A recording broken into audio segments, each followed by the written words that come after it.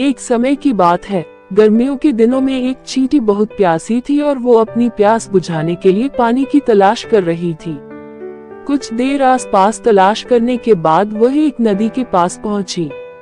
सामने पानी था, लेकिन पानी पीने के लिए वह सीधे नदी में नहीं जा सकती थी, इसलिए वह एक छोटे से पत्थर के ऊपर चढ़ गई। लेकिन जैसे ही उसने पानी पीने की कोशिश की, वह गिरकर नदी में जा गिरी। उसी नदी के किनारे एक पेड़ था, जिसकी टहनी पर एक कबूतर बैठा था। उसने चींटी को पानी में गिरते हुए देख लिया। कबूतर को उस पर तरस आया और उसने चींटी को बचाने की कोशिश की। कबूतर ने तेजी से पेड़ से एक पत्ता तोड़कर नदी में संघर्ष कर रही चींटी के पास फेंक दिया। चींटी उस पत्ते के पास पहुंची और उस पत्ते में चढ़ गई। थोड़ी देर बाद पत्ता तैरता हुआ नदी किनारे सूख आ गया। चींटी ने पत्ते में से छलांग लगाई और नीचे उतर गई। चींटी ने पेड़ की तरफ देखा और कबूतर को उसकी जान बचाने के लिए धन्यवाद किया। इस घटना के कुछ दिनों बाद एक दिन एक शिकारी उस नदी किनारे पहुंचा और उस कबूतर के घोंसले के नजदीक ही उसने जाल लगा दिया और उसमें दाना डाल दिया।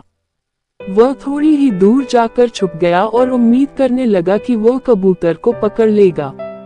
कबूतर ने जैसे ही जमीन में दाना देखा, वह उसे खाने के लिए नीचे आया और शिकारी के जाल में फंस गया। वो चींटी वहीं पास में थी और उसने कबूतर को जाल में फंसा हुआ देख लिया। कबूतर उस जाल में से निकलने में असमर्थ था। शिकारी ने कबूतर का जाल पकड़ा और चलने लगा।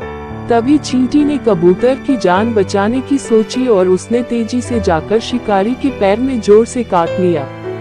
तेज दर्द के कारण शिकारी ने उस जाल को छोड़ दिया और अपने पैर को देखने लगा। कबूतर को जाल से निकलने का यह मौका मिल गया और वह तेजी से जाल से निकलकर उड़ गया। सीख कर भला हो भला। हम जब भी दूसरों का भला करते हैं तो उसका फल हमें जरूर मिलता है। कबूतर ने चींटी की मदद की थी और उसी मदद के फलस्वरूप मुश्किल समय में चींटी ने कबूतर की जान बचाई। इसलिए कभी भी किसी की सहायता करने या अच्छा करने से पीछे न हटें। जब भी मौका मिले, दूसरों की बिना किसी स्वार्थ की मदद करें।